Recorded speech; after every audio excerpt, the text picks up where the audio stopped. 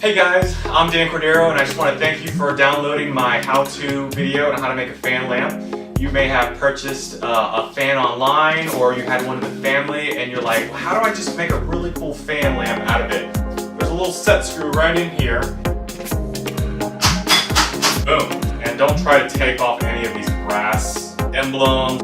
We're going to keep those wires. If you have a kind of a buffing wheel, this is a great way to buff out your brass pieces. Now stop. Resist the urge to continue. And it's gonna look like that. Boom. Alright guys, so we have everything put together. I got the badge on the cage, I got the cage on the fan. I got some bolts already installed. Last thing to do is we're gonna put in the last bolt. Here we go.